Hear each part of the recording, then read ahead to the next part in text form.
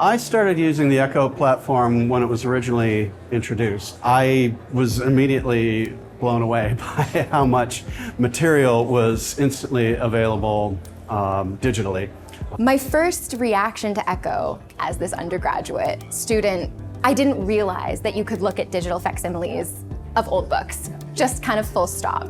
Honestly, a project like the Women's Print History Project would not be possible without projects like 18th Century Collections Online. Part of my own research requires looking at how women's labor is captured in books, but not necessarily captured in bibliographical resources like the English novel, like the ESTC. And so being able to go back to the book, even in a digital format, in digital facsimiles, makes it possible for me to do the research that I do, to look for traces of these women that are in the books themselves, but not captured already in bibliographical resources that are pre-existing.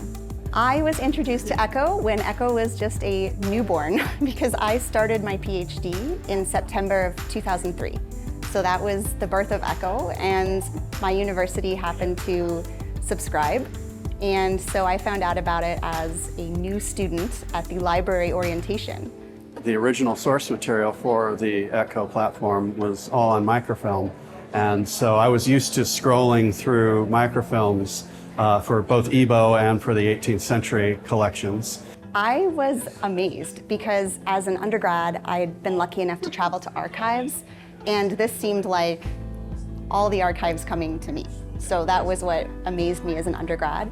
And so if we were required to look at physical books to do all of the work that we do, we would have to travel to London and England and Edinburgh, Dublin. We'd have to go all over Europe.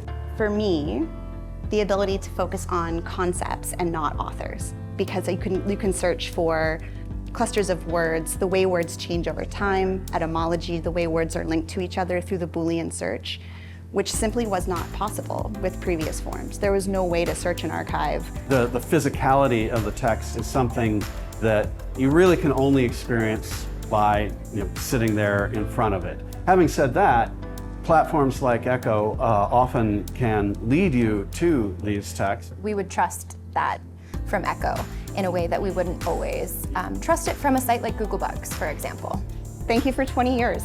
And on behalf of my students, thank you. Because I know this has lit a fire under a lot of students who otherwise would not have had any kind of connection to the 18th century. And I think once a student has gone on a scavenger hunt, searched through an archive, there's a different sense of ownership and of interactivity that's very different from the top-down experience of a prof lecturing about a novel.